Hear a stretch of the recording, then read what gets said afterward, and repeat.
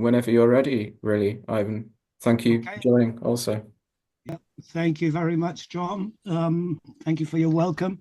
Good evening, everybody. I hope you can all hear me, and I hope the technology works for the next hour. Um, just a brief few words about the talk this evening. So many historical subjects, in particular witchcraft, it is a very complex story. And so, in really, the story of the trial of Amy Denny and Rose Cullender is, in fact, a story of two halves. There's the half of the first half, or the most important half, is what happened in Lowestoft, according to the witnesses and the evidence. And the second half is the trial itself, which was very contentious. And so, really, there's two talks in one. So, what I shall do first and foremost is just introduce you to the subject and to Lowestoft. Have a look at what was accused in Lowestoft, what was happening at the time. And again, unfortunately, I will have to skim over the surface quite a bit. Otherwise, we'll be here till midnight. So, and the second part, the second half of the talk, will actually look at what some of the controversial things that happened at the trial. Finishing up, of course, sadly, with the election, with the execution of Amy and Rose. So, with no more ado, if I start and tell you that I hope you can all see the screen okay, and I hope you can all hear me okay. So we're going to look at the trial of Amy, Denny and Rose Cullender, known unfortunately these days as the Lowestoft Witches.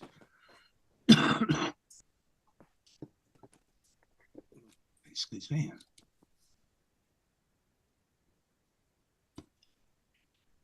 Okay, so the trial took place at a time when, in actual fact, the witch hunting in England was dying out. So we're a little bit behind the times in 1661, 62, when the trial took place. And the main source for the trial is this report, this trial booklet was published 20 years after the trial, and it is an eyewitness account of everything that happened. This was published in 1682, so we're looking at 20 years after the trial.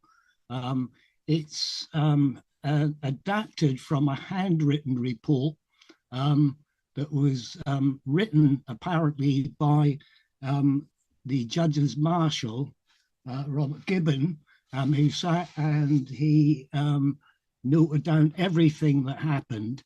And the handwritten report is in the collection of Richard Baxter at Dr. Williams' Library in London. And the original handwritten description of what happened does vary quite a bit from the printed version, probably because it was tweaked and threw a better light on the judge at the time.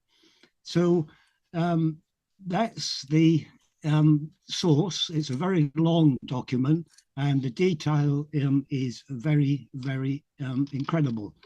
The other source that we've got is from another document that was published. Now, this was published in 1693 by a gentleman by the name of Edward Stevens, who was the judge's son-in-law. After the trial, Lord Chief Justice Hale went back to Cambridge after the trial, and he wrote a very long discourse concerning this particular trial. Now, the other things I need to point out at this point is the dates. The date, if I just take this back to one square, the date on the original trial report says it was at the Assize held at Bury St Edmunds for the County of Suffolk on the 10th day of March 1664. That is incorrect. The trial took place on the 13th day of March 1662.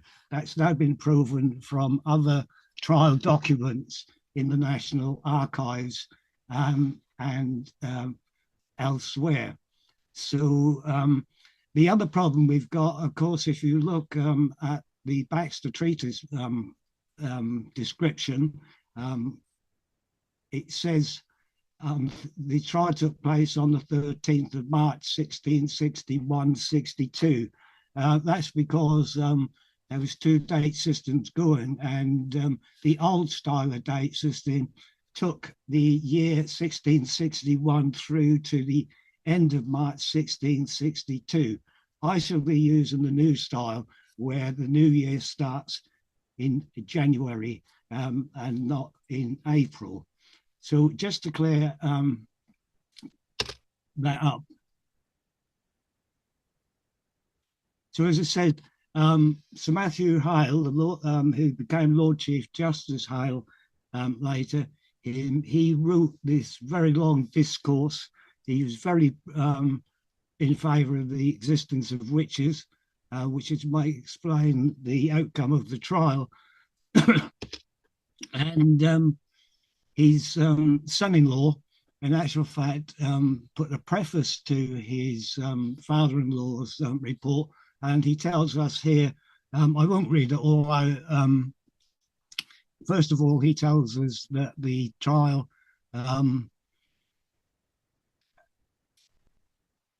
report was actually written by the judge's marshal. He sings long and hard the praises of his father-in-law.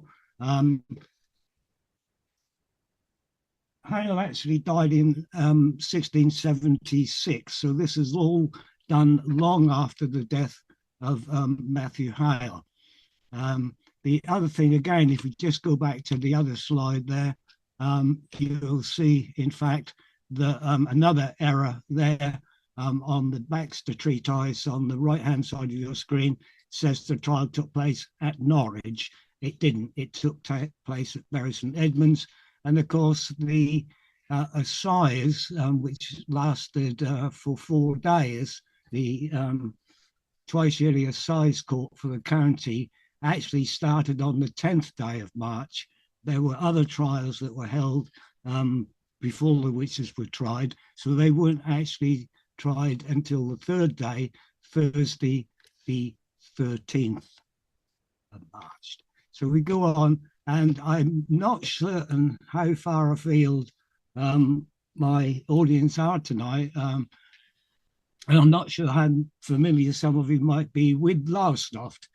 So just to geographically put it in its place, this is the map of Suffolk, Suffolk and Norfolk being the main two counties that form the region known as East Anglia. And this is the modern map, obviously.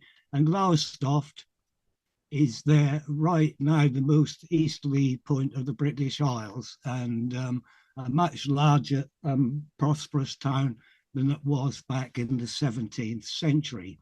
So what I want to do now is move back into the 17th century and just have a brief look at the at Lowestoft at that time. This map that I've got here, this is a map of the parish of Lowestoft, quite a large parish, bounded by a lake at the southern end, which it still has today, although Lowestoft is now expanded across. And the town area, this grey area here, that's the whole of the town of Lowestoft. from north to south, less than 3/4 of a mile. There's no harbour at Lowestoft. That would come 200 years later. And the population is calculated to have been somewhere in the region of just short of 2,000 men, women, and children, 95% of whom lived actually in the town or its environs. So it's a small town. We look at the town itself in the 17th. You see, as an explanation, I've dated the map 1618. That's because myself and a fellow local historian some years ago reconstructed the map from a manorial roll for the whole of the parish that described every field and acre and every plot of land in the town itself and what house stood there. So by 1661, 62, the town had not changed hardly at all. So here is a map of the town. And as you can see, it was a busy, small town, but self-contained. It had everything there that the denizens of Lowestoft needed. And if you look at the little orange squares here, these in actual fact are public houses and taverns. And there were, in fact, in 1661, 62, they were in that short length of the main high street, running from north to south here. There were, in fact, 8 places of alcoholic refreshment, shall we call them. And so, so it was a self-supporting town. And so in such a close community, it makes sense that everybody probably knew everybody else. And of course, there was a social pecking order there as well. So with no more ado, hopefully there will be time if anybody's got questions on points they'd like me to clarify, as I will keep stressing, I am skimming over the top of so much what happened in the town, just to make sure that we don't still be sitting here getting on for midnight as I go into detail. So this is a outline, a black and white outline drawing of the town itself. And on the right, and I'm not going to read them out because I want to actually indicate them to you, who lived where. So we're looking, first of all, at the accused. Now, the first person we're looking at is Rose Cullender. A little bit about Rose Cullender. She's the accused woman. She was, we don't know how old she was because she wasn't born in Lowestoft. Her maiden name was Rose Hicks. And in it was April 1626, if I got my dates right. She married in Lowestoft William Cullender. Again, he was a newcomer to the town. There's no evidence that either him or Rose had any relatives who were born in the town. Between them, they had 8 children. As I say, 1626 she was born. We don't know how old she was because we don't know when she was born. But going by statistics, we would imagine the statistics show that the average age of a woman getting married in the mid 17th century was about 25 or 26 years old, which means she was probably born around about 1600, which would make her probably in her late 50s or early 60s at the time of the trial. They had 8 children in total, 4 of whom died in 1 year in 1635 when there was an outbreak of plague in the town. They initially, when they were first married, lived in a house indicated there by the arrow on the map. We know nothing about her husband's occupation, but we do know that in 1640 he purchased a house further to the north on the edge of town, which I shall indicate here. And so she wasn't a poor old lady by any means. Her husband, whoever he was and whatever he did, again, we don't know that, was able to own his own house in Lowestoft. They moved there according to the manorial records in 1640, but the following year he died. William Cullender, Rose's husband, died in 1641. There's no record of his death or burial at Lowestoft, and but the report comes from the Manor Court book that owned the house and the ground, or on the ground that the house stood on, and his death is noted, and his son Thomas is admitted owner of that property. There's a possibility or probability that he was a fisherman, perhaps, or perhaps a bit further up the social scale, he was a mariner, and he possibly drowned or lost to sea. Fortunately, he never left a will, and so there's very, I was going to say scant, there's absolutely no real background story to Rose's husband, except she was left a widow in 1641 and continued in her widowhood. And she was also a grandmother by the time of the trial as well. One of her daughters was married and had children. So that's Rose Cullender. Amy Denny, again, is a bit of a mystery. Amy Denny seems to have moved with her husband, John, and had a house at the extreme southern end of the town. And there is very little indication where he came from, although there seems likely, for different reasons. Again, I can't go into too much depth because it will take up too much time, but John and Amy Denny had married and lived in the town of Beccles, 8 miles to the west, until 1656, when suddenly they appear in the records of Lowestoft, where the son Samuel is born. We know very little about the family, but what we do know is that John Denny, her husband, and again, I'll point out in case you've read it, that the trial report actually gives her name as Amy Duny, spelled D-U-N-Y, but the original court records spells her name Denny, which is a very common name in these parts. John Denny seems to have been, how can we describe it? Antisocial behavior, I think, is the best label to put on him. If there was any small infringements of the local rules or laws, they could be dealt with at the local manor court.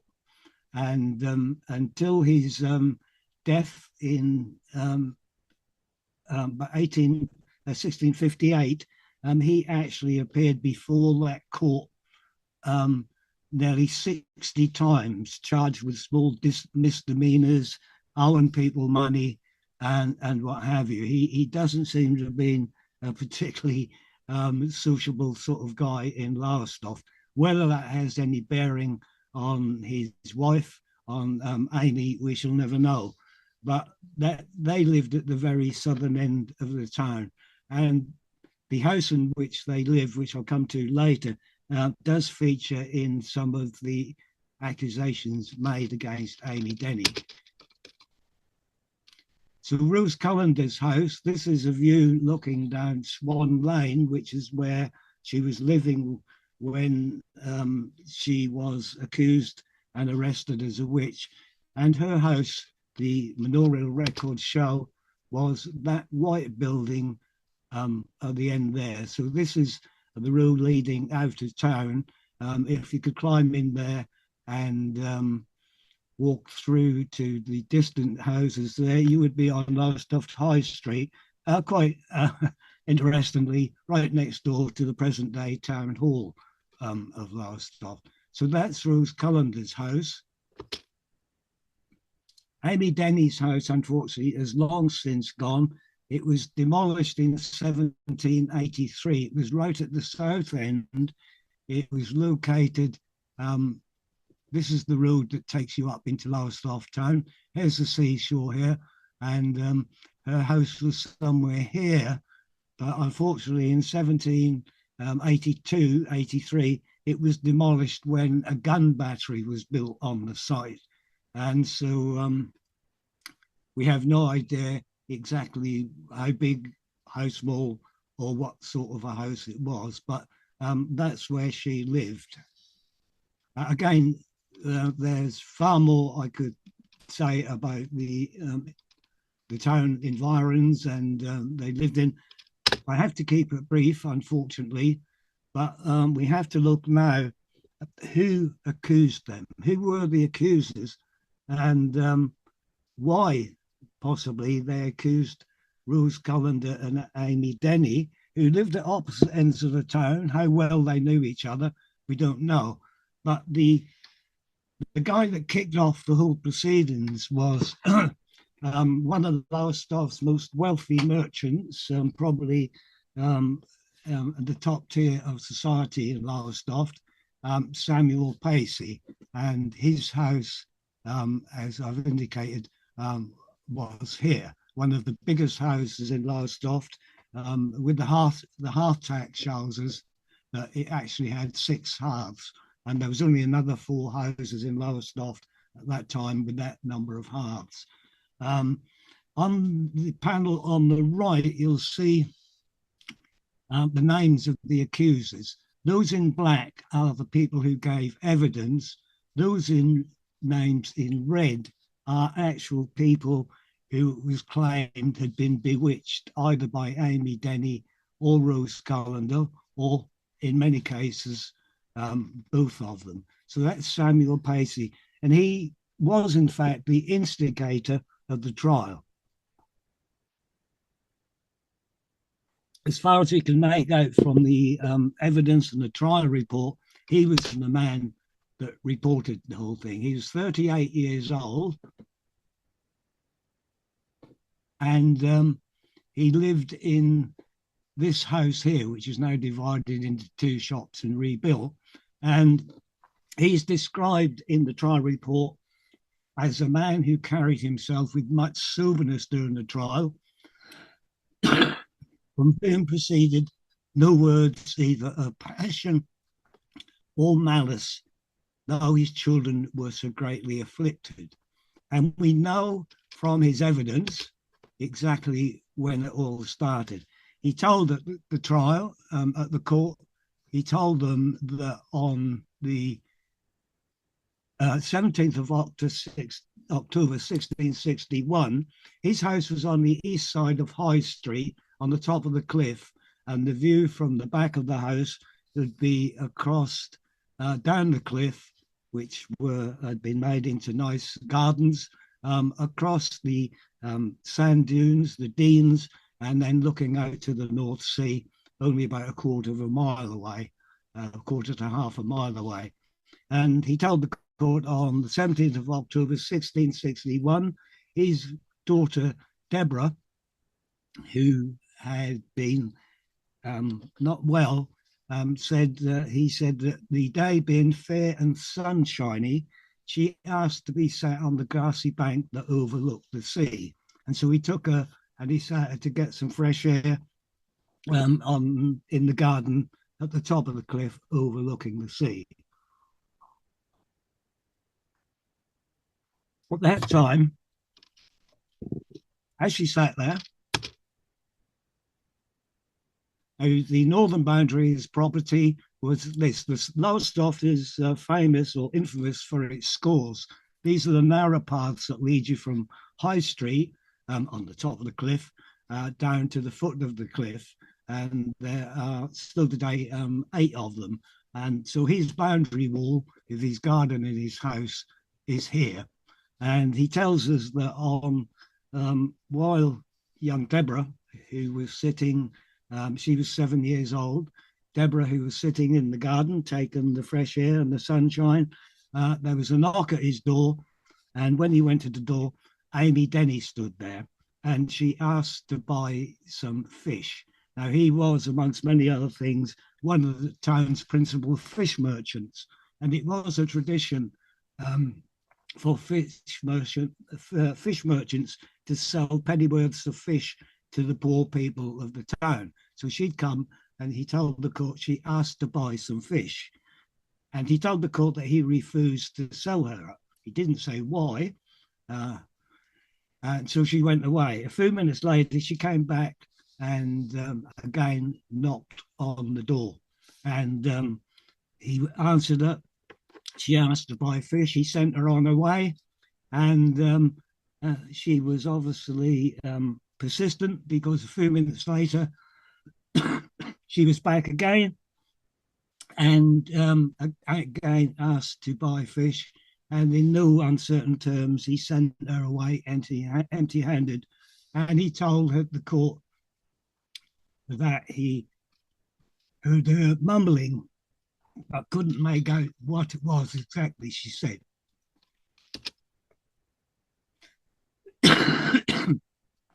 So this is my reconstruction of Amy Denny at the side door of the house. At the moment, for the third time, she walked away and was mumbling incoherently. Samuel Pacey told the court that Deborah, and this is his own words as reported in the trial report, was taken with the most violent fits, feeling most extreme pain in her stomach, like the pricking of pins, and shrieking out in a manner most dreadful, like unto a whelp, a puppy, and not like unto a sensible creature. This is where it all started. From then onwards, things, Deborah got worse. She was insensible many times. She complained of, she had these strange fits of swooning, as they called them. She couldn't eat, she couldn't talk.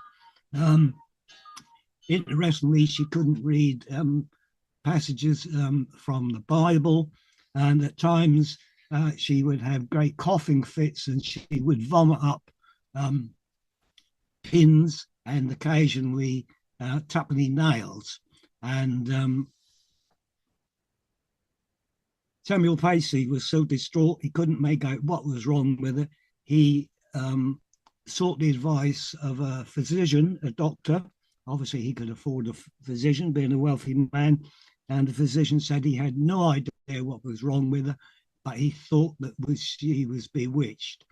And he then added, probably tapping his nose, Mr. Pacey, I think you know who's responsible. Obviously pointing the finger at Amy Denny. And so we're told, he tells us that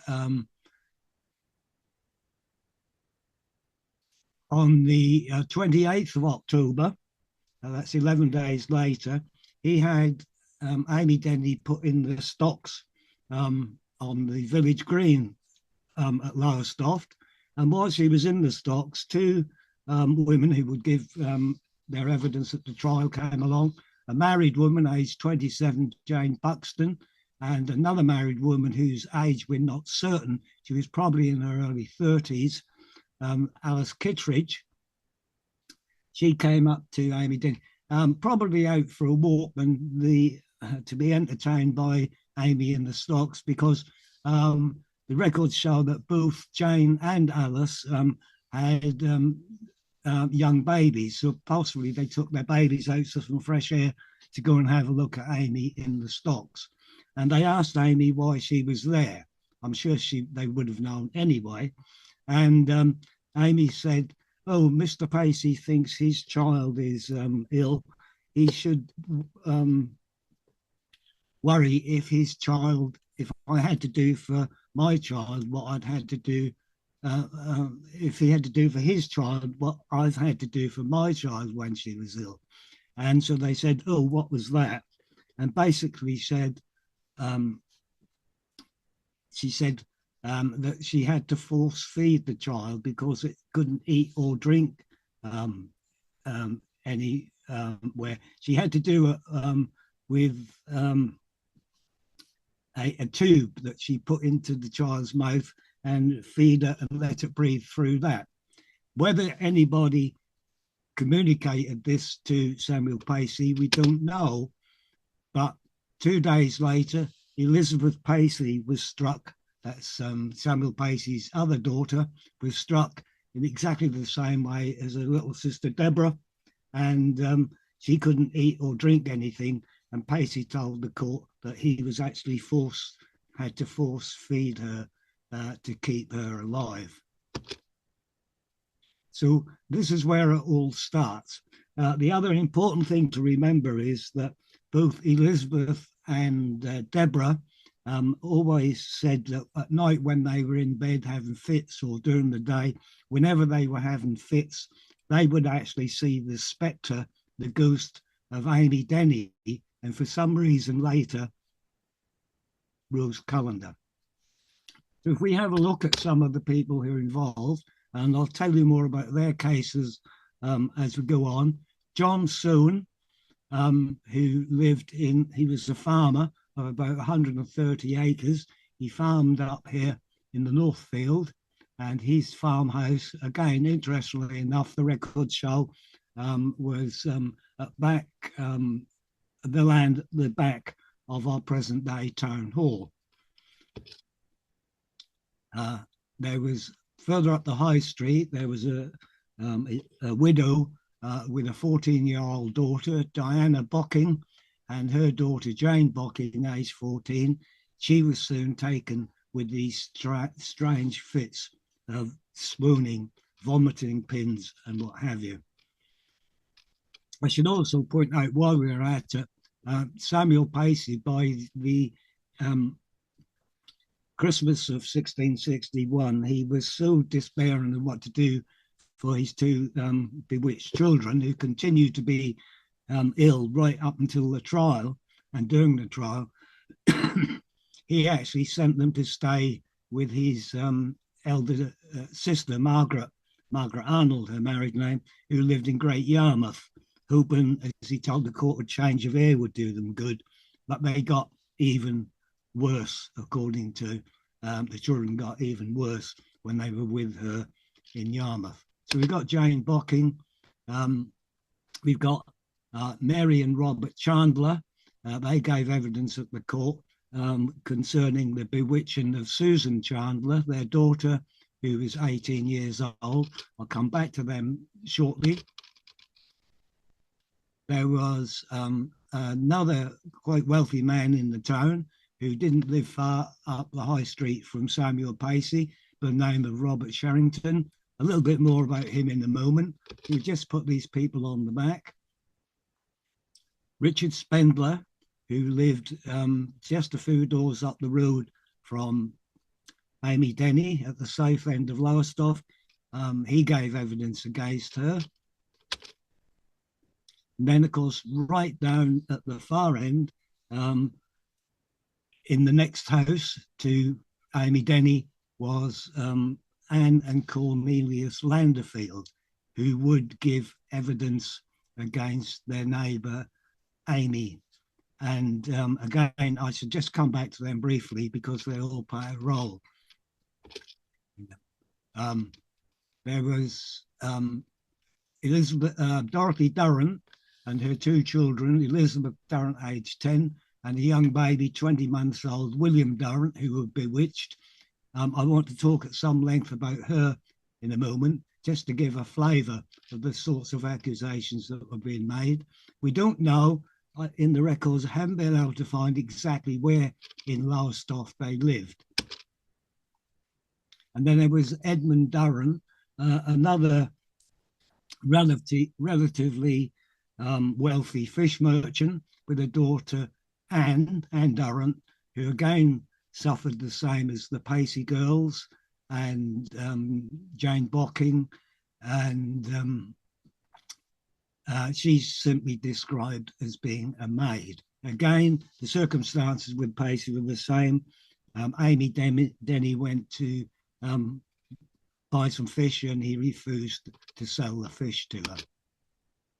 And another one that was bewitched, she was at the trial, but we know absolutely nothing about her. Her name was Anne Balding, according to the trial. It turns out her name was actually Baldwin, and she was 17 years old as well. So basically, those are the bewitched, And then, of course, the other people given evidence was Jane Buxton when they met Amy in the stocks or visited Amy in the stocks, and her friend Alice Kittredge. So these are the people, as I said, the people whose names are in black are giving evidence at the trial, and the trial report is where we get the details from. And the ones in red are the people who were not only given evidence, but were accused as well at times.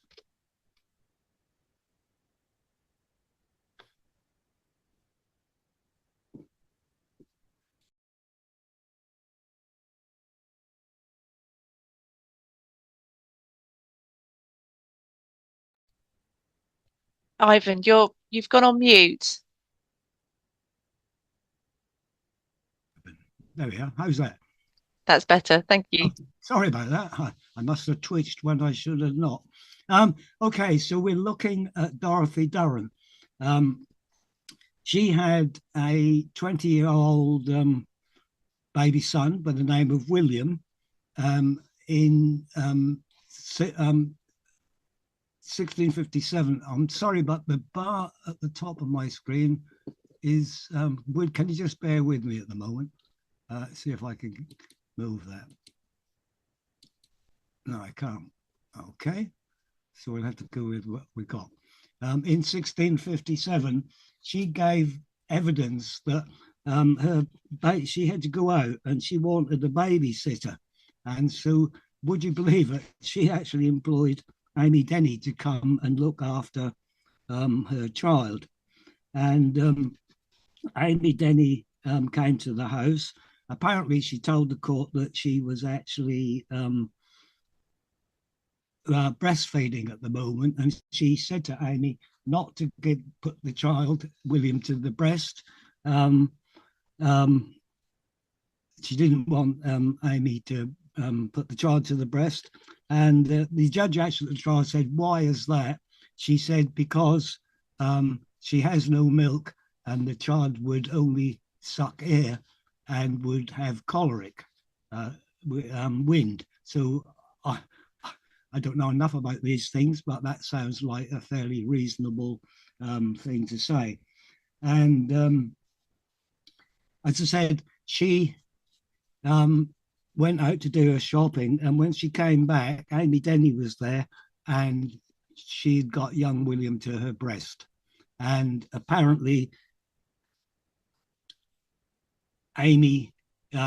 Dorothy was not at all pleased. She threw Amy out, refused to pay her the penny that she'd promised to pay her to look after William. And the outcome of that was that as Amy went away, she said that she shouldn't have done that because the child would be ill, basically. And the boy was taken ill, and she didn't know what to do. So she went to Yarmouth, and she told the court she consulted a cunning man for advice as to what to do. And he told her that what she should do, she should go back home, and in the morning when young William was taken out of his crib, out of his cot, to hang the blanket in the corner, and hang the blanket in the corner all day in the chimney corner. When they came to put him to bed, to take the blanket down and give it a good shake. And if anything fell out, to throw it into the fire. And so she did. She told the court exactly what she did.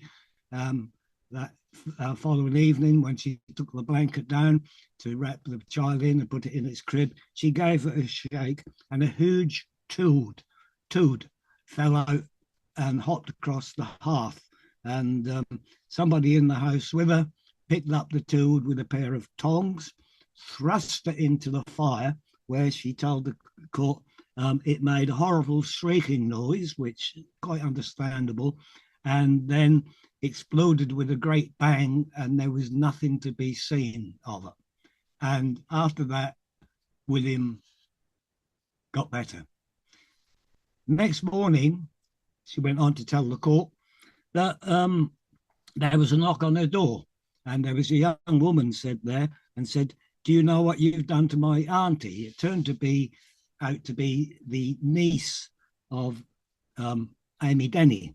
And she said, "No, what have I done? You've scorched my auntie in your fire." And apparently Dorothy said, "Show me what you're talking about." And so the niece took Dorothy just up the road to where, or just down the road in this case, to where Amy lived. Amy asked her to come in, and when she lifted up her skirts, Dorothy told the court she could see that all her flesh was all scorched and red, as if it had been burnt in the fire. And of course, the inference there is that witches were supposed to have familiars who they could send out to do their evil work. And the inference is the toad was one of the imps, the familiar spirits of Amy Denny, and by destroying it in the fire, it was kind of like sympathetic magic that also made Amy Denny's and here we got a woodcut showing from one of the 17th century pamphlets showing what purports to be a witch feeding imps, which in this case are toads. The odd thing about this whole thing is that Dorothy Durrant told the court and the judges and the jury that she believed that Amy Denny was a person of very evil behaviour, whose kindred and relations have been, many of them, accused of witchcraft, which would beg any question, or certainly begs the question from me, as if she knew that, why, for goodness sake, did she employ Amy to nurse her child, to babysit her child, if she thought she was such an evil character? The story doesn't end there, because on the 6th of March, 1659, Dorothy's Durrant had a young daughter who was ill in bed. She was asleep on the settee in the one of the downstairs rooms, and on the Saturday, the 6th of March, she had to go, as she told the court, she had to go to the apothecaries to get some medicine for her daughter Elizabeth. And so she left her temporarily just to go, not far I would imagine, in such a small town, to get some medicine of some sort from the apothecary. And when she came back, she was absolutely shocked to find that Amy Denny was in the house, kneeling beside young Elizabeth, giving her a drink of water. And completely uninvited, Dorothy said to her, "What the heck do you think you're doing in here? Get out, leave my daughter alone." And apparently Amy said as she walked out, perhaps regretted it lately, "You will find your daughter won't live much longer, and you'll walk away on crutches." And No, it's possible that she, as an elderly woman, that she was familiar with what the girl had wrong with her, and could see that the girl was dying, and basically told the mother that. But of course, it was interpreted differently, and we know that on the 8th of March, on Monday, the 8th of March, young Elizabeth sadly died. And at the same time, she told the court that she suddenly couldn't walk properly anymore. She got too many pains in her legs and she had to go about on crutches. And she gave her evidence, must have been quite dramatic. She hobbled into the witness box at the trial and gave her evidence about the bewitching of her son and the death of her daughter.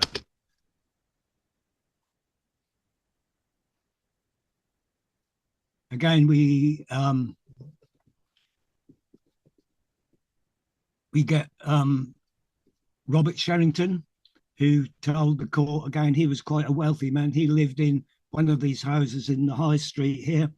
He told them about a year since he had gone, they told the court a year since he had gone up to the fields to the north of the town and gone past Rose Cullender's house. He caught the window of her house with the wheel of his cart and damaged it. And she came out and cursed him. And he claimed that after that, all sorts of things happened to him. He was taken ill. His pigs all started to die. They would suddenly shriek, jump up in the air and die. He lost 3 horses that all died in suspicious circumstances. And also that himself was plagued, as he told the court, with lice of a great bigness. I love that expression. So much so that he had to burn 2 suits of his clothing, his apparel. And that was his evidence of the bewitching. The other man I mentioned earlier was John Soane, again, another wealthy, this time farmer, described as a human, a sufficient person, which meant he was quite well to do. And his house and stackyard were at the rear of the present day town hall. And he told the court in harvest time 1661, he went up to the North Field to collect in the harvest. On the way, as he went round the corner, he clipped the window of Rose Cullender's house on Swan Lane, which ran parallel to this street, and wrenched it. And she came out and again cursed him, which is understandable. And after that, nothing would work. He had 3 carts that he went for harvest time. 2 of them were fine, but the third one just wouldn't work properly anymore. He told the court that as he tried to get it into the field gate, through the field gate, it became stuck and they couldn't move it, although he said he couldn't see that it was touching the gate posts. And in the end, they had to cut the gate posts down to move the cart, which is a bit weird considering he said they weren't touching them. Eventually, he did manage to get the cart full and get it back to his stackyard here. But he couldn't unload it because every time the men tried to unload the harvest from the cart, their noses all burst forth of bleeding and they were unable to do any work. And it wasn't until the next day they could do that. So that was John Soane's talk. John Soane is quite interesting because he must have known the Cullenders from a long while back, because when Rose Cullender got married in 1626, she lived in a house, not one of these, but these are the houses on the site in Blue Anchor Lane. And next door to that was a pub called The Sun, which was actually owned by John Soane as well. So he must have known Rose Cullender as a neighbour for over 35 years or more. Richard Spendler, he gave evidence. So we're looking down the south end of Lowestoft here. If we could climb in here in the 17th century and walk down this road, strip away all these Victorian houses and got right to the bottom, we would come to Amy Denny's house and Cornelius Landfield's house. Richard Spendler lived at the south end here, probably in one of these small 17th century cottages that still stood in Victorian times. And he told the court that he heard Amy Denny say that she would not rest until she had sorted out Anne and Cornelius Landerfield. And Anne and Cornelius Landerfield, in actual fact, owned the house in which Amy Denny lived. It was, according to their evidence and to the town records, a fairly new house.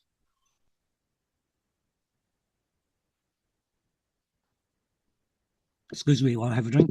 A fairly new house, and apparently Amy Denny had knocked on her landlady's door and Landerfield's door one day and said if she didn't look to the chimney of her house, that's the one that Amy Denny is living in, then the chimney would fall down. And apparently Anne Landfield told the court that she just dismissed this and said it's not going to fall, it's a new house, it's a new one. And a few days later, apparently that prophecy, if it was a prophecy, came true, and the chimney did actually fall. And of course, the inference was that this was predicted by Amy Denny by supernatural means. Although she was could see the chimney was unsafe, it seems a bit. It doesn't seem a bit of a mysterious thing to be able to tell a landlady. Anyway, so on another occasion,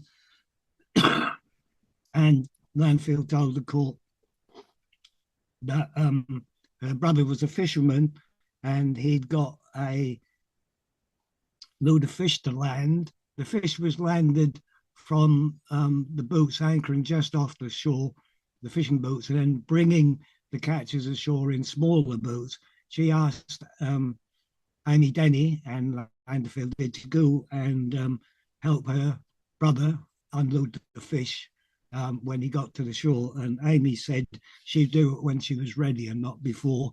And according to Anne Landerfield, none of the fish was ever landed because every time her brother tried to get it into the boat in the barrels jumped overboard and were sunk and were never seen again.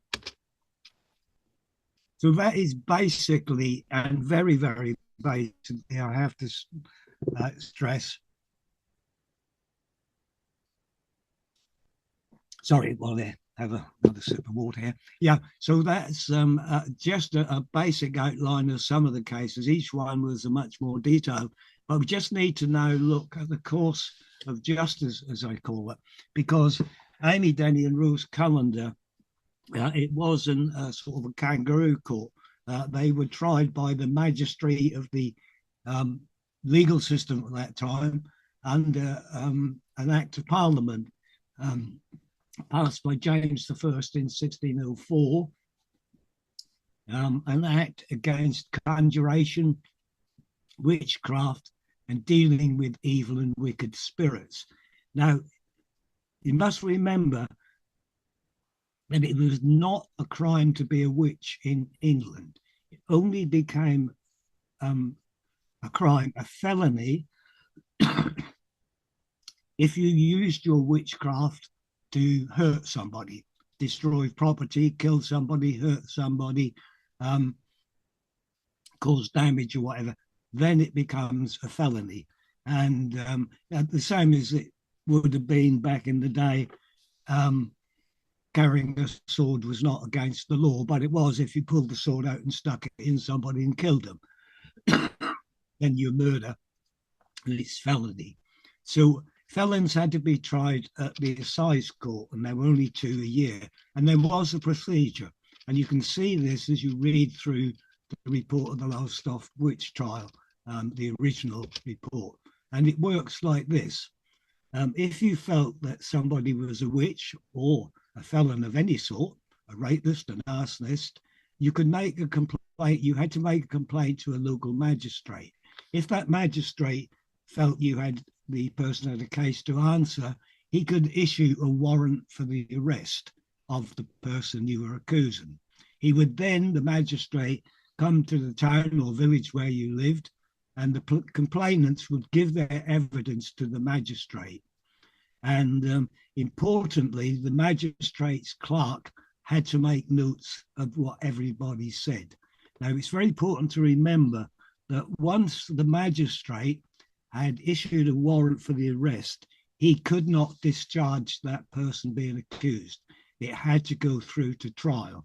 So he becomes the prosecuting magistrate at the Assize court. And when the accused is sent for trial at the next Assize, normally, or in the case of Lowestoft, apparently they weren't imprisoned. They were probably put confined to the house, and everybody had to enter and be bound over by a document called a recognizance, which was in fact bail. If they didn't all turn up at the Assize court for the next Assize, when the case would be heard, then they forfeited all their belongings and property to the Crown. So they had no choice but to do.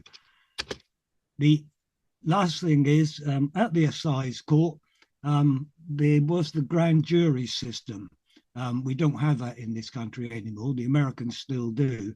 The grand jury, in actual fact, they would listen to all the accusations made, in private, 15 good men and true. Remember, we're looking at men here when it comes to the judges and the juries and everything else. They're all male. There had to be 15 of the ratepayers of the county, and they would hear the evidence from each of the complainants in private. They would listen to what the accused had to say. Then they would decide one of two things: whether the person was ignorant or ignoramus of the charges made against them, in which case they would discharge them. If they decided that they needed to stand trial because they were probably guilty, they would then be tried by jury at the Court of Oyer and Terminer at the Accessions to hear and determine the case. So that's the way it worked. And so following this procedure, late in January 1662, Samuel Pacey obtained an arrest warrant for Rose and Amy from this man. This is Sir Edmund Bacon, the Premier Baronet of England. He was 33 at the time. He was the magistrate that came to listen to the complaints and take in the evidence and make sure everybody turned up at the Assize court. The interesting thing, he lived at Redgrave, which is about 40 miles from Lowestoft, and there were, in fact, somewhere in the region of 70 magistrates living in Suffolk at that time, some of whom lived only a few miles ride from Lowestoft. But Samuel Pacey, for reasons we can only guess at, decided to go all the way over 40-mile journey in January to talk to this man and get the arrest warrant.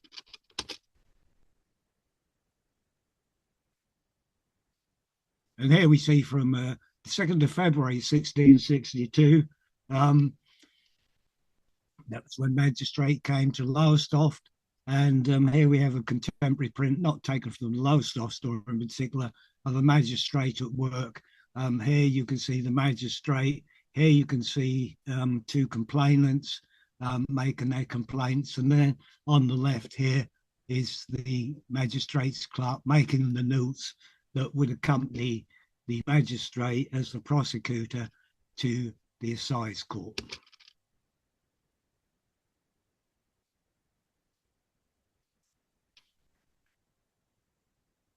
Now, Susan Chandler is interesting because on the 2nd of February 1662, now the most important thing about the magistrate's job was to get enough evidence that the accused witches were in fact witches. They had to get the evidence that they needed to make sure. He seems to be satisfied because of the various stories that he was told that Amy Denny was in fact was a witch and then capable of doing the things that she was accused of, but he was uncertain about Rose Cullender. So this is one of the modern photograph of one of the principal inns of Lowestoft, the Crown, that time, and Mary Chandler and Robert, her husband. Robert was the landlord. Mary Chandler, with 4 other women, were rounded up by the magistrate to go to Rose Cullender's house and search her for witches' marks.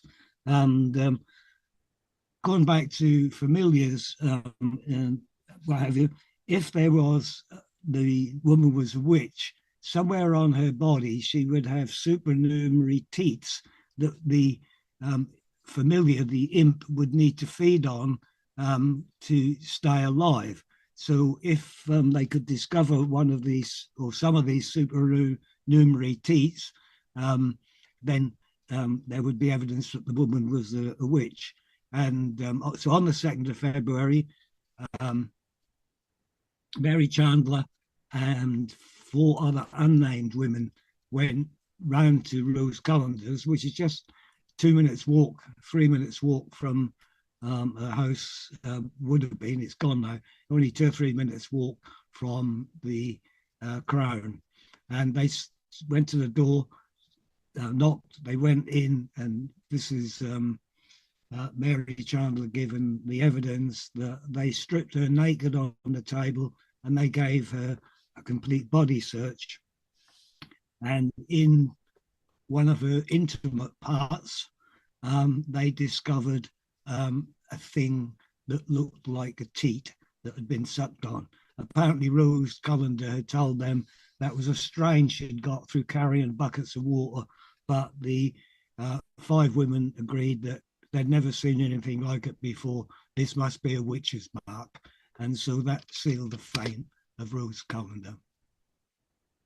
Round about that same time, the day before, the last of the victims was aged 14-year-old Jane Bocking, who lived at the north end of High Street. She began to be taken with fits, just like the other girls had.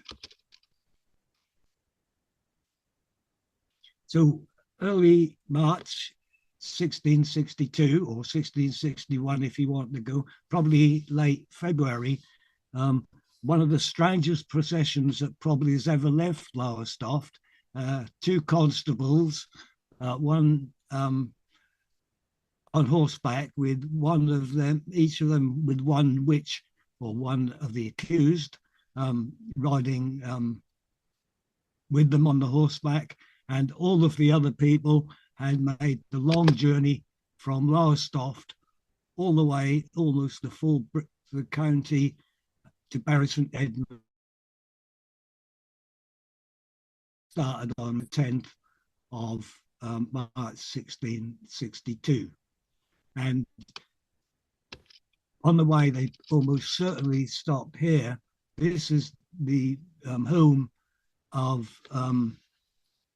Sir Edmund Bacon, who probably, as the prosecuting magistrate, would have came and accompanied them to the courtroom.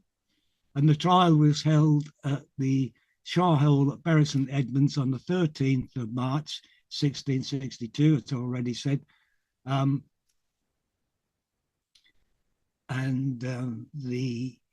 judge was Sir Matthew Hale, who was then Lord Chief Baron of His Majesty's Exchequer, 53 years old.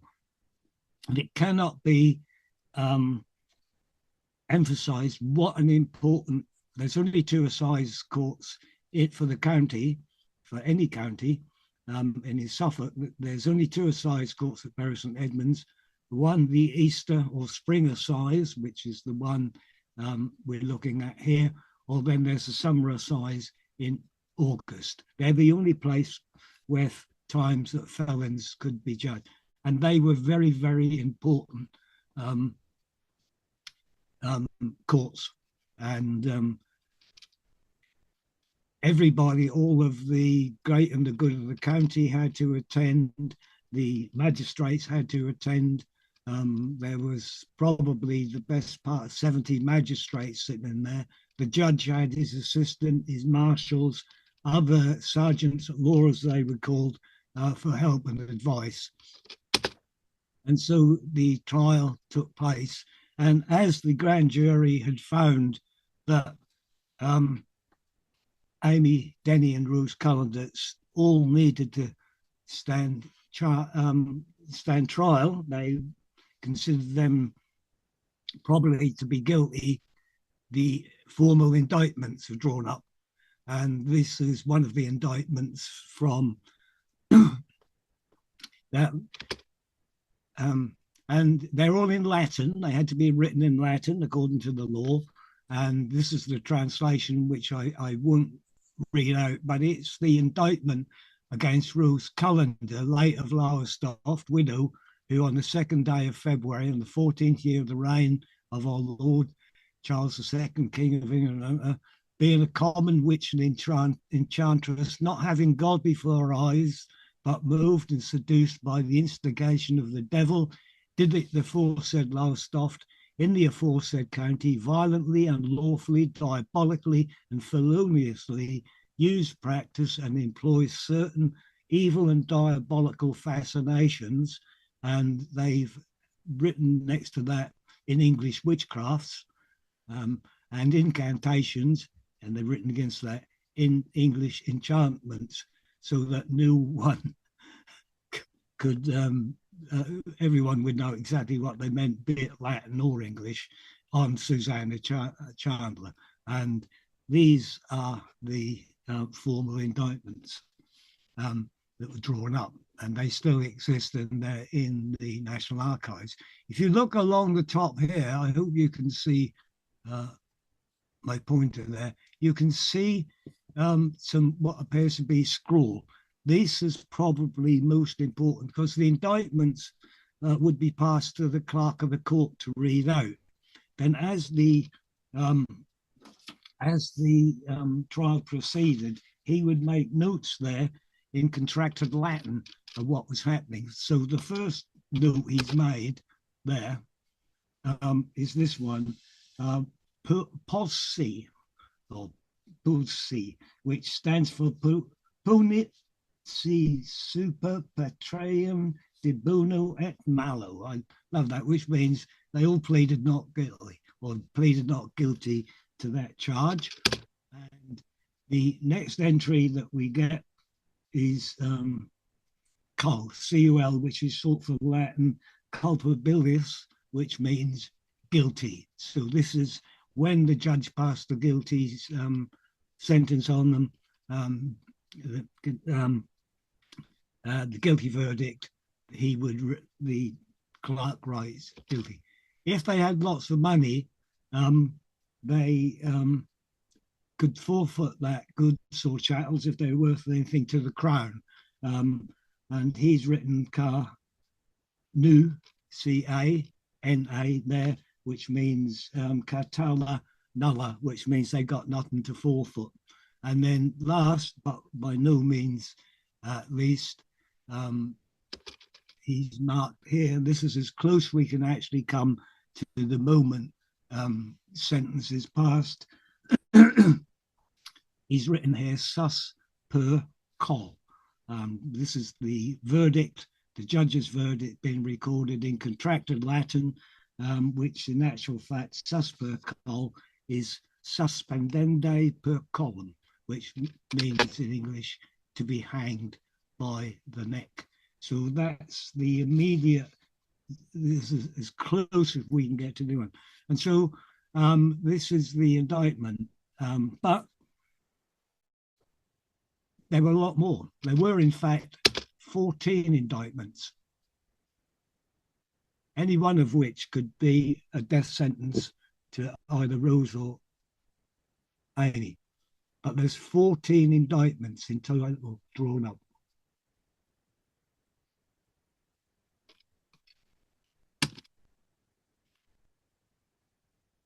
Then we came to the courtroom, and I'll go through this quite briefly, looking at the time as it's getting away. All of the bewitched children were taken to court ill, and they were laid about apparently unconscious on couches in the courtroom. And we're told by the writer of the trial report, at first during the time of the trial, there were some experiments made with persons afflicted by bringing the persons to touch them. And it was observed that when they were brought in the midst of their fits, to all men's apprehension, wholly deprived. So we're talking about the bewitched girls, of their sense and understanding, closing their fists in such a manner as that the strongest man in the court could not force them open. Yet, by the least touch of one of the supposed witches, Rose Cullender by name, they would suddenly shriek out, opening their hands, which accident would not happen by the touch of any other person. At least they might privately see when they were touched by the said Rose Cullender, they were blinded with their own aprons, blindfolded with their own aprons, and the touching took the same effect. But then he goes on to say, there was an ingenious person that objected. There might be a great fallacy in this experiment, and there ought not to be any stress put upon this to convict the parties, for the children might counterfeit, pretend this their December, and perceiving what was done to them, they might in such manner suddenly alter the motion of their gesture of their bodies on purpose to induce persons to believe that they were not natural, but wrought strangely by the touch of the prisoners. In other words, they might just be the kids pretending. And so one man who was there, one of the advisors, Sir John Keeling, he was at the time a sergeant at law or a lawyer, he was told that whereupon, to avoid this scruple, it was privately desired that by the judge that Lord Cornwallis, a magistrate, Sir Edmund Bacon, the prosecuting magistrate, and Mr. Sergeant Keeling and other gentlemen there in the court would attend one of the distempered persons in the furthest part of the hall while she was in her fits, and then to send for one of the witches to try what would then happen, which they did accordingly. And Amy Denny, I've got Dooney here, but Amy Denny was conveyed from the bar and brought to the maid. They put an apron before her eyes, that's the maid, the afflicted woman, the afflicted girl, and then one other person touched her hand, and not Amy Denny, which produced the same effect as the touch of the witch did in the court. Whereupon the gentleman returned, openly protesting that they did believe the whole transaction of this business was a mere imposture. In other words, this is all a load of rubbish. The kids are playing games. This put the court and all persons into a stand. And you would have thought with that the judge would have thrown the case out. But no, there was one other person in court. This man, Dr. Thomas Brown of Norwich, the learned Dr. Thomas Brown. His statue still sits overlooking the Haymarket in Norwich, later Sir Thomas Brown. He was called to the witness stand. Now, we don't know why he was there, who invited him, except there is a clue that one of his best mates was none other than Sir Edmund Bacon, the prime baronet of England. And in his book that he wrote in 1658, in the dedication to his book, The Garden of Cyrus, published in May 1668, Brown dedicated the book to the most worthy Sir Edmund Bacon, prime baronet, my true and noble friend. So he takes the stand, and I can only imagine he was asked to come along to support the prosecution by Sir Edmund Bacon, and he went on to say that he truly believed that there were witches and that these women were witches, and he'd been to Denmark and he'd seen the same thing there, trying to perhaps impress everybody how worldly he was by quoting Danish cases. And he said the evidence was, and how the judge accepted it, or perhaps we know that Sir Matthew Hale believed in the existence of witches. He actually said, in fact, the fact that the girls thought they were being touched by a witch when they weren't was such strong evidence that they were so bewitched and the devil was playing such games with them. He was tricking them into thinking that they were being touched by a witch when they weren't. And it was the devil's work that was doing that. And the judge let the trial go on. And they collected the rest of the evidence. And again, there's a lot more involved. We're then told, as the trial came to the end, this was the substance of the whole evidence given against the prisoners at the bar, who, being demanded what they had to say for themselves, they replied, and I've underlined this, nothing material to anything that was proved against them. So they did speak.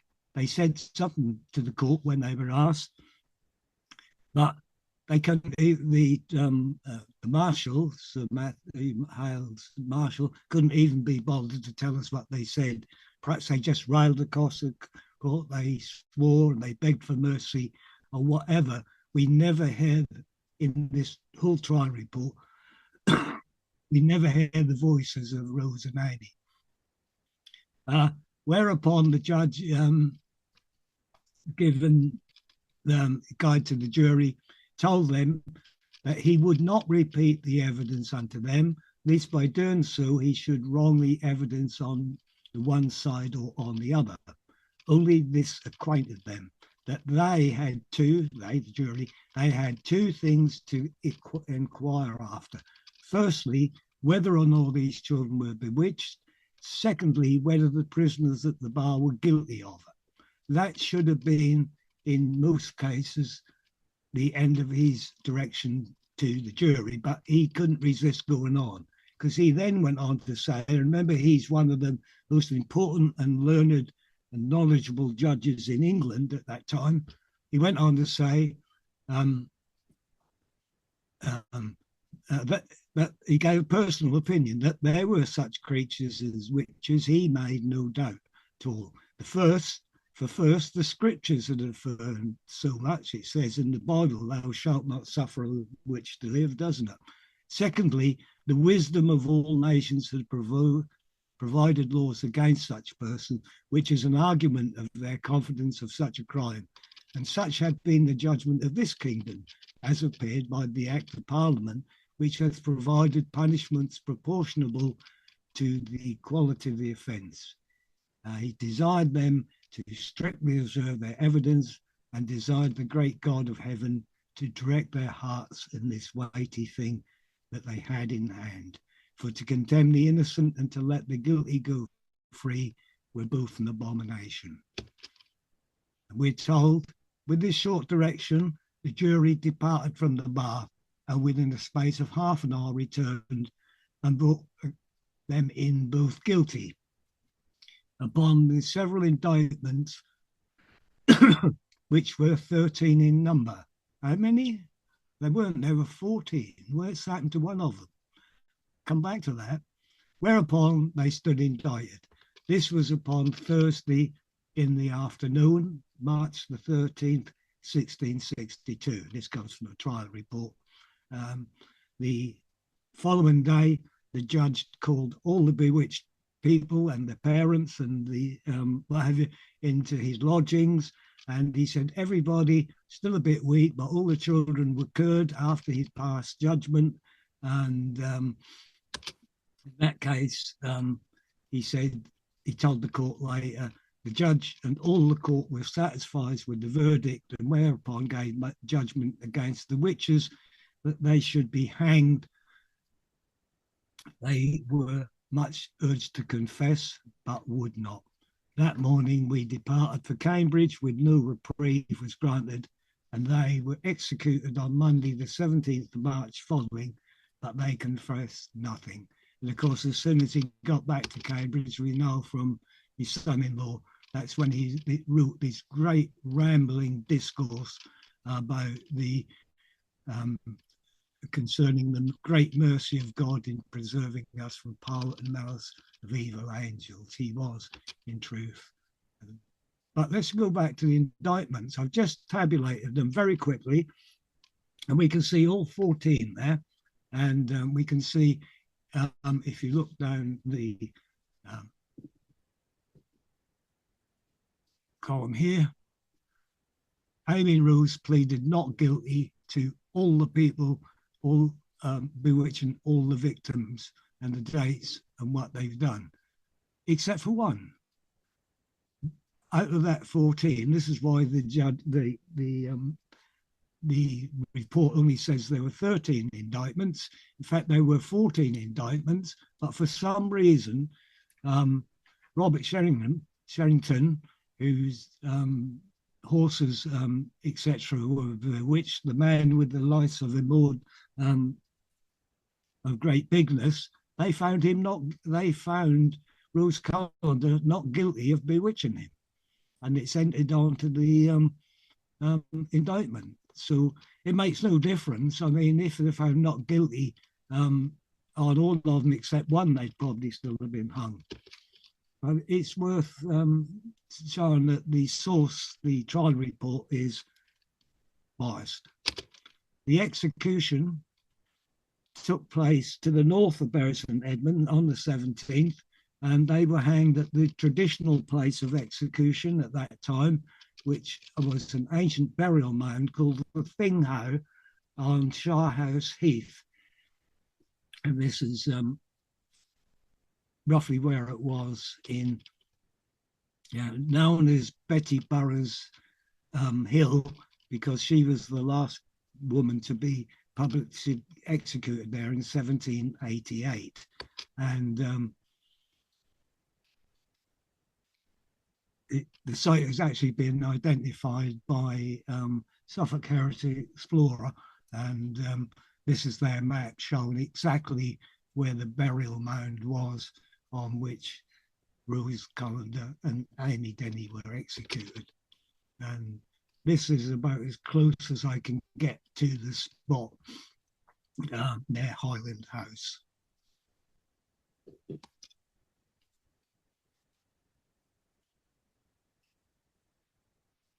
The execution would have been brutal. It would have been public. The scaffold was basically erected like goalposts. And here we can see standing from left to right, we on horseback, two magistrates, making sure everything was done according to the law. Next to them is the bellman, who's reading out why these two are being executed and ringing his bell.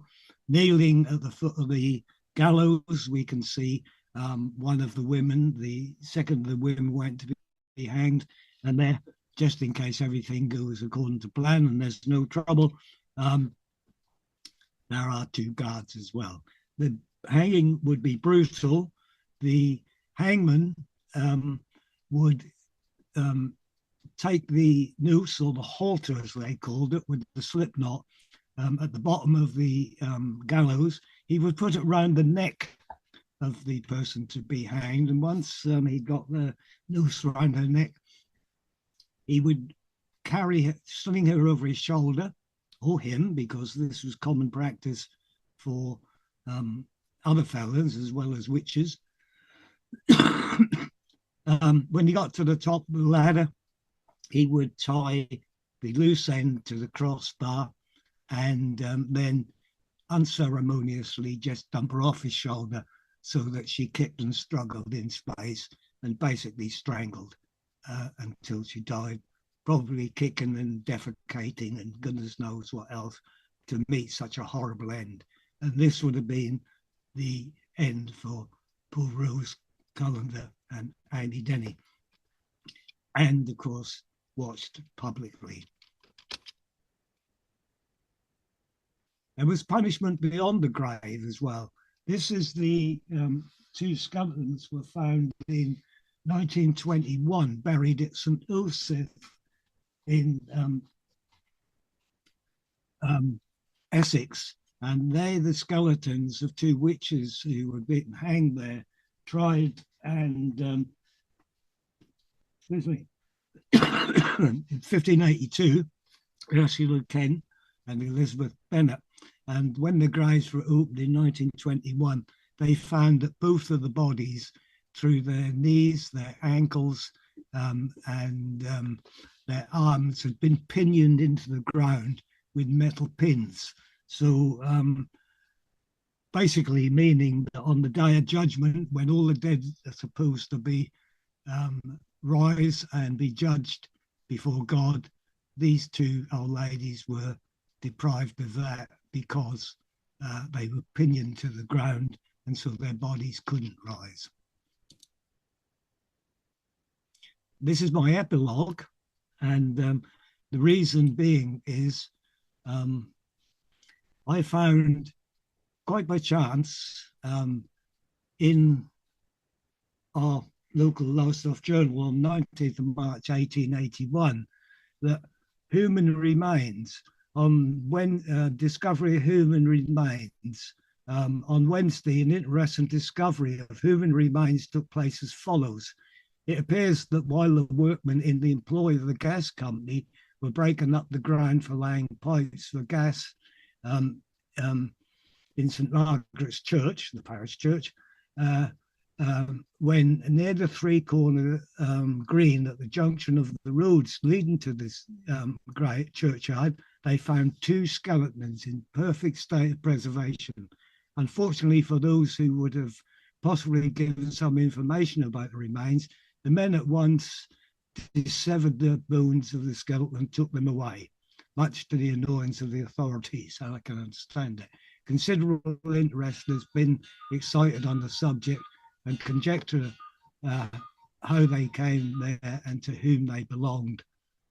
They were only about 6 inches from the surface, and it's been noted as to the possibility that they have been the remains of persons to have been witches who were never allowed to be buried in, but only near the churchyard. That they had never been in the churchyard is certain, because the spot where they were discovered has never belonged to that sacred enclosure.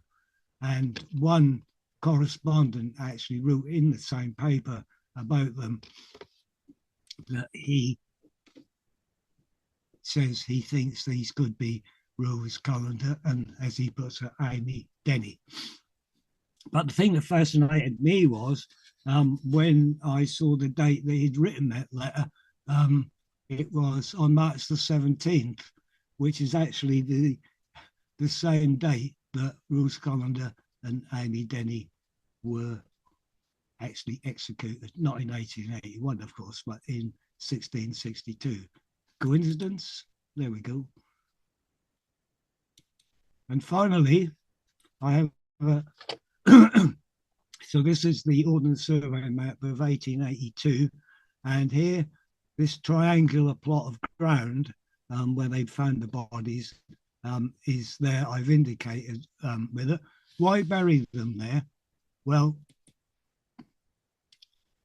that's Church Road, still is today, and it's the road to town, and it's the main road to take you up from the town up to the church. This road leads you away to the north, or did at the time lead you to, this is the main road there, We know from the witches that were hanged at Aldborough in 1646, the account of the cost of their execution are in the account books of the Aldborough, and one of the accounts is for a post that was erected on the spot where the witches were buried.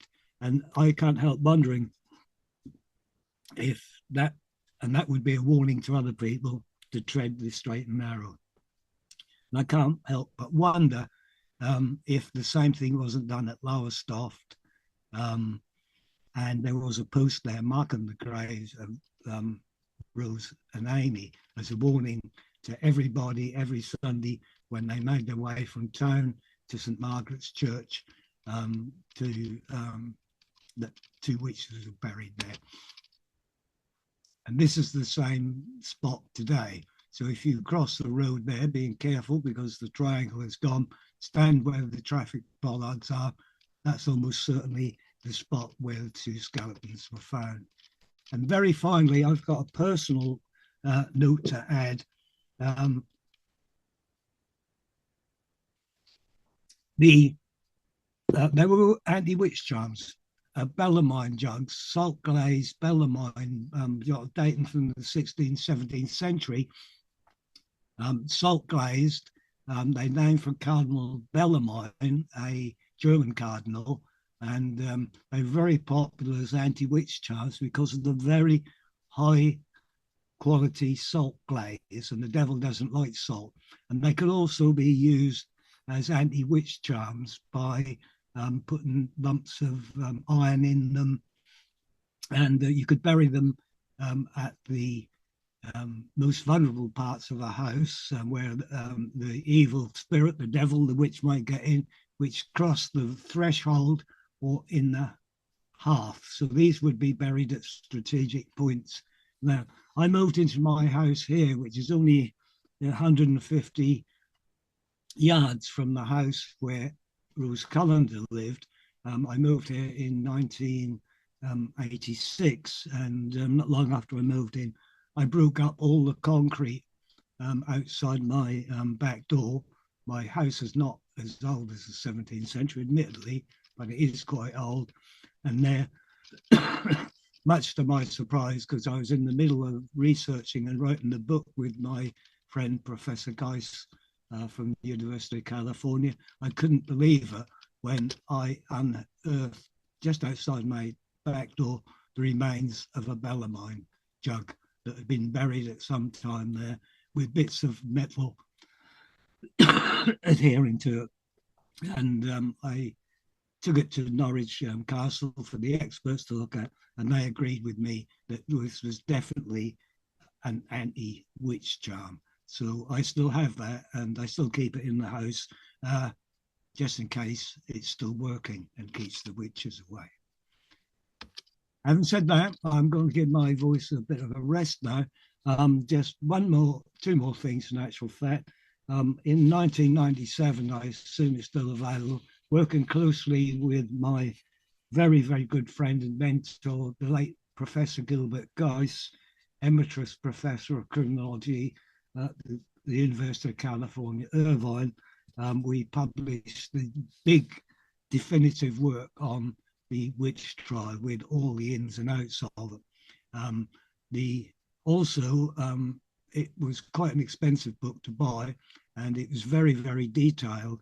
The publishers, didn't want too much Lowestoft detail put in it, which was where I'd done all my research. So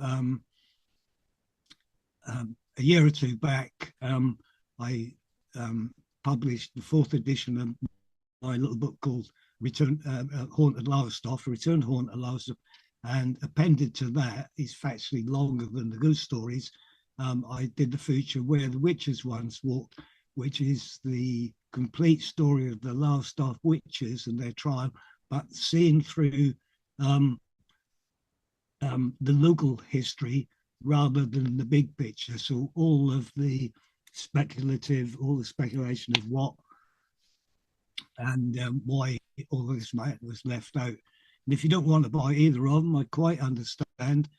If you go to lowestoftwitches.com, the complete story is there to read, and with details of all the people, a transcript of the trial report, all there, and it's completely free of charge to look at.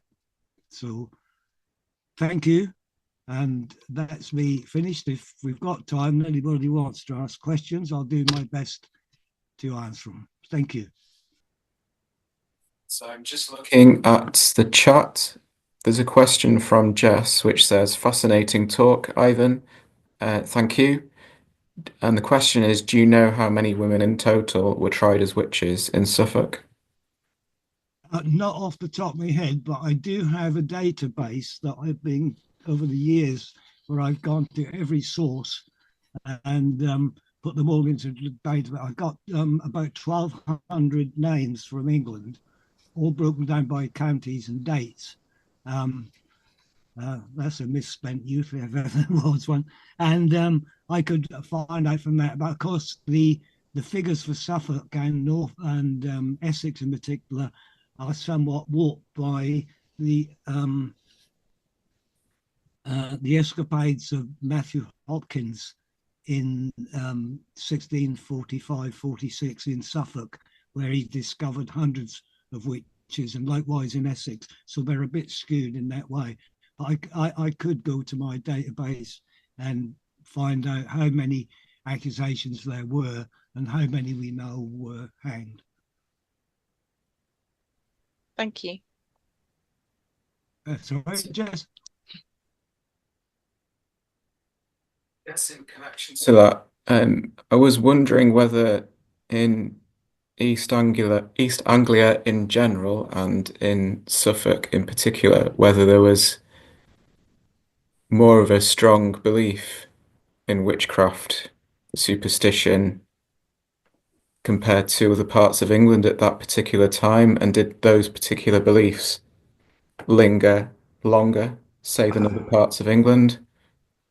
Well, as I said right at the beginning, by the Reformation, by the 1660s, the age of enlightenment was dawning, of scientific knowledge and looking at things differently, and superstition was dying out to a certain extent. There are fewer and fewer witch trials by this time throughout the whole of England, and many of the witch trials that take place, the judges don't even hear them, but just throw them out. So there's fewer and fewer witch trials, and that had been 40 or 50 years ago. There is a slight little peak on the Restoration when 1660, when Charles the second is restored to the throne after the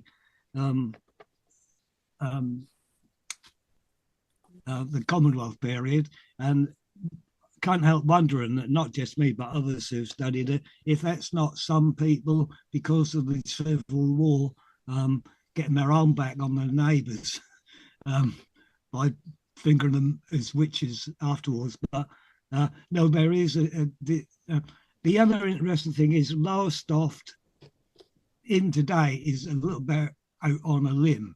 You don't need to come to Lowestoft unless you're making the point of coming here.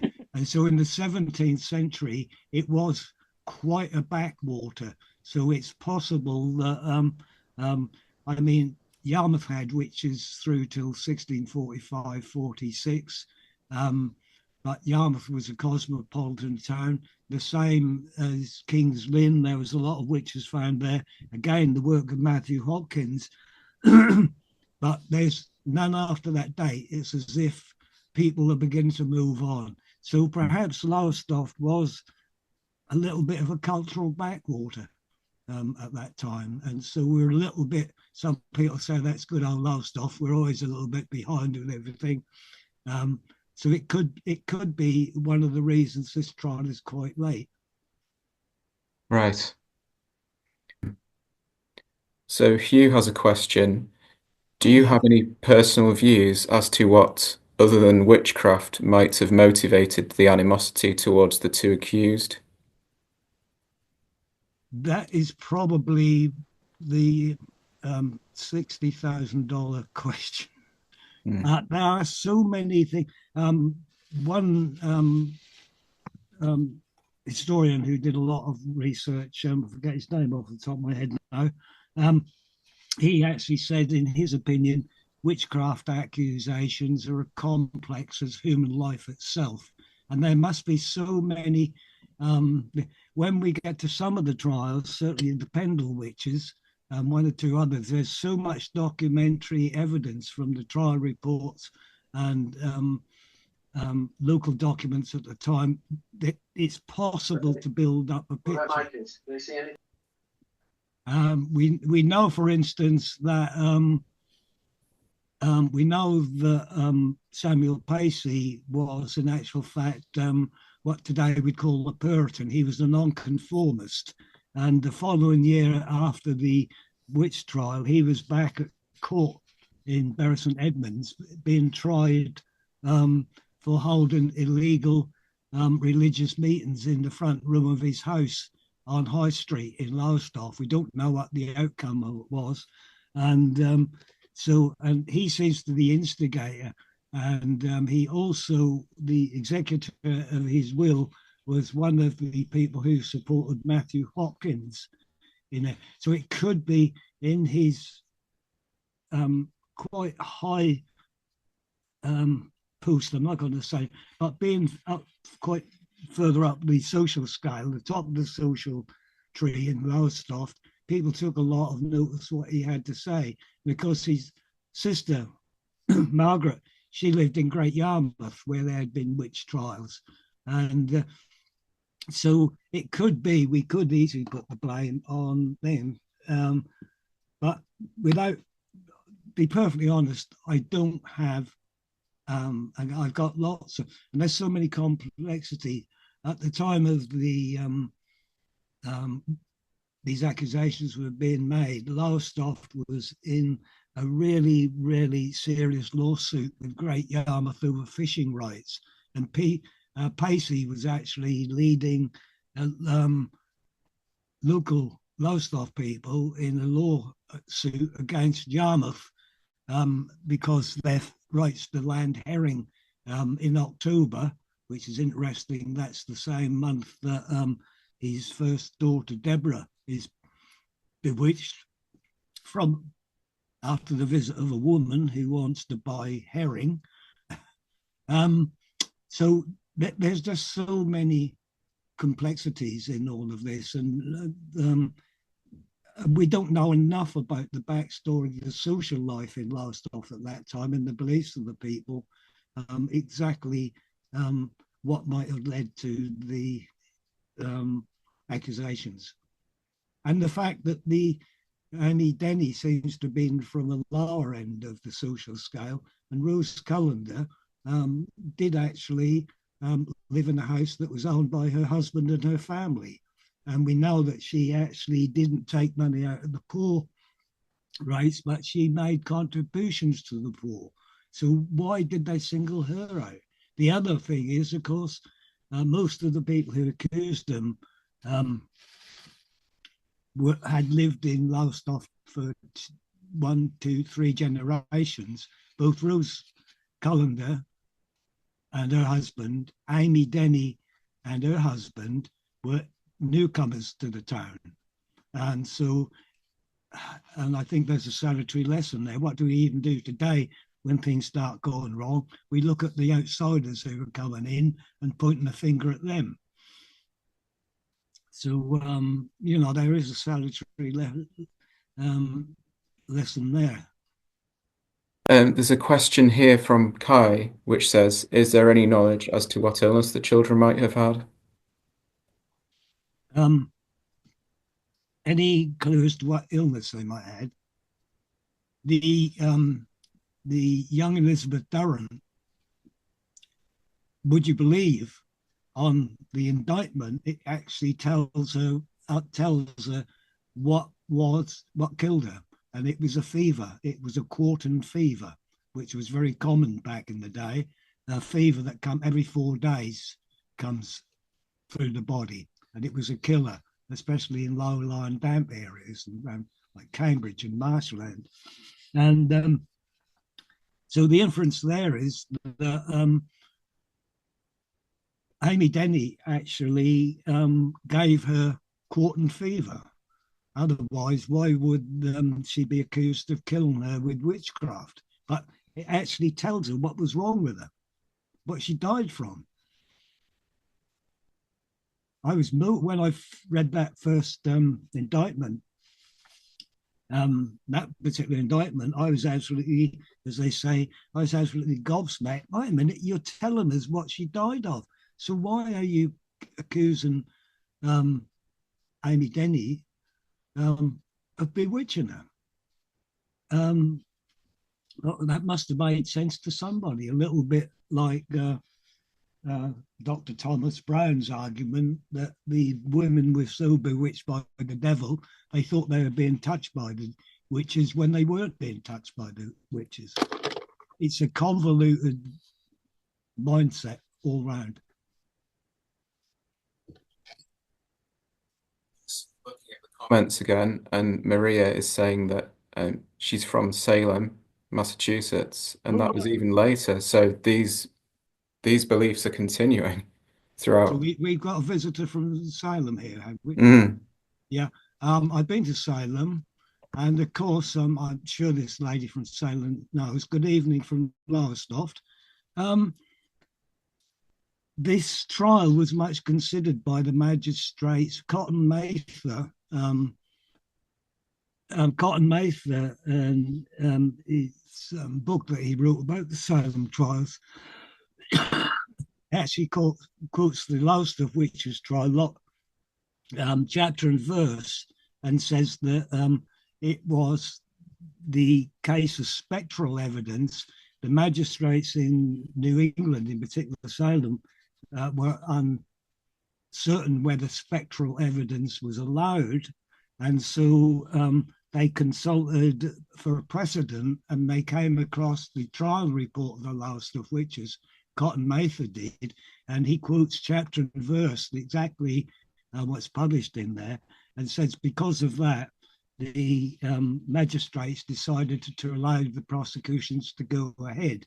It could be argued, and I would argue, possibly had the witch trial at Lowestoft not taken place, or had the girls been acquitted, probably the trial report would never have been published. But we could argue,